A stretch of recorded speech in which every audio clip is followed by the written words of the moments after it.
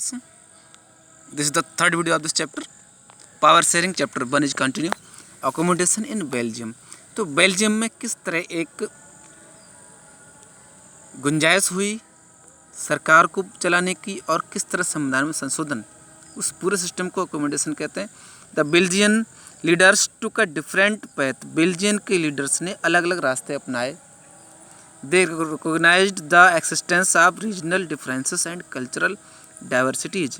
इन्होंने regional differences यानी क्षेत्र के अलग अलग क्या क्या डिफरेंसेस हैं और कल्चरल डाइवर्सिटीज़ हैं, इन सबको पहचाना. बिटवीन 1970 और 1993 के बीच दे अमेंडेड देयर कॉन्स्टिट्यूशन 4 टाइम. तो बेल्जियम ने अपने संविधान को 70 से 93 के बीच 4 टाइम चेंज किया, अमेंडेड किया.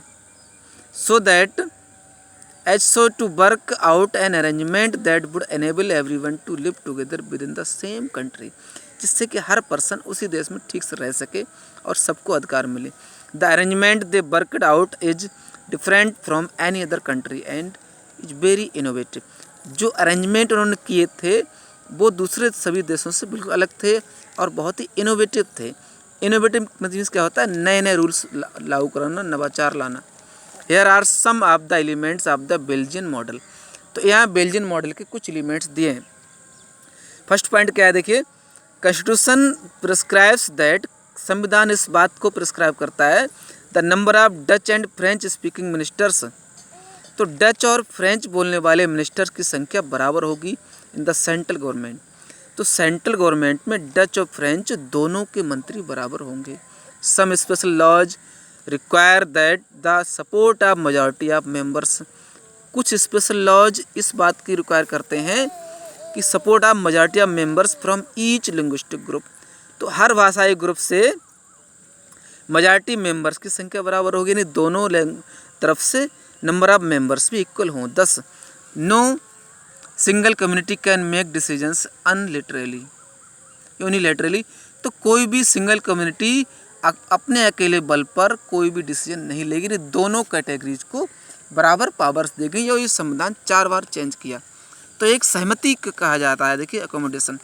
तो नेक्स्ट पॉइंट देखिए, many powers of the central government have been given to state government. तो सेंट्रल गवर्नमेंट की बहुत सी पावर्स स्टेट गवर्नमेंट को दी गई.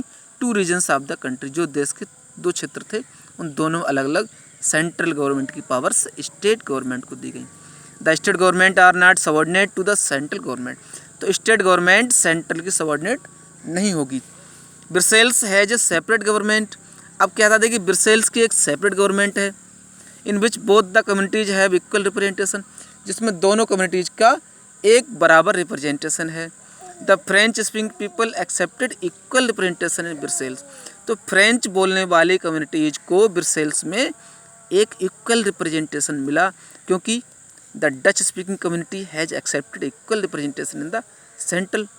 तो डच को सेंट्रल गवर्नमेंट में बराबर का अधिकार मिल गया है, इसलिए फ्रेंच को ब्रसेल्स में बराबर का राइट मिला.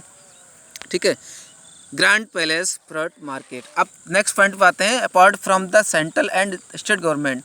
तो सेंट्रल और स्टेट के अलावा there is a third kind of government. यहाँ वहाँ पर देखिए तीसरी गवर्नमेंट और भी होती है, उसे कहा जाता है कम्युनिटी गवर्नमेंट.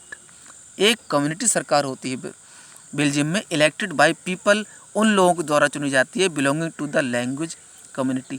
तो अलग अलग लैंग्वेज कम्युनिटी से बिलोंग करते हैं, जैसे Dutch, French and German speaking. No matter where they live, चाहे वो कहीं भी रह रहे हों, एक कम्युनिटी सरकार अलग होती है, उन लोगों के अलग अलग पोस्ट होती हैं. This government has the power regarding cultural.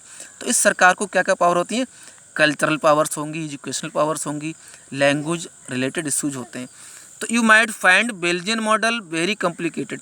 तो आपको ये लगता होगा कि बेल्जियन मॉडल बहुत ही कॉम्प्लिकेटेड है. It Indeed is very complicated. वास्तव में कॉम्प्लिकेटेड था, even for people living in Belgium, यहाँ तक कि बेल्जियम में रहने वाले लोग. But these arrangements have worked well so far. लेकिन ये अरेंजमेंट ने, ये जो व्यवस्था की गई है, इसने बहुत ही अच्छा काम किया है, जो सहमति हुई है संविधान बनाकर चेंज करके. They helped to avoid civic strife. इससे उन्हें civic strife between the 2 major community, दोनों जातियों के बीच संघर्ष को कम करने में बहुत हेल्प मिली. And possible divisions of the country in linguistic lines.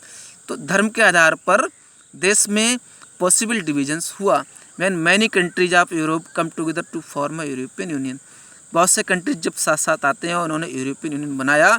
Brussels was chosen as its headquarter, तो ब्रसेल्स को इसका एक हेडक्वार्टर बनाया गया। ठीक है, तो ब्रसेल्स की प्रॉब्लम, ब्रसेल्स को हेडक्वार्टर बना करके बेल्जियम में एकोमोडेशन हुआ और सहमति से प्रॉब्लम सॉल्व हुई और पावर शेयरिंग अरेंजमेंट सक्सेसफुल रहा।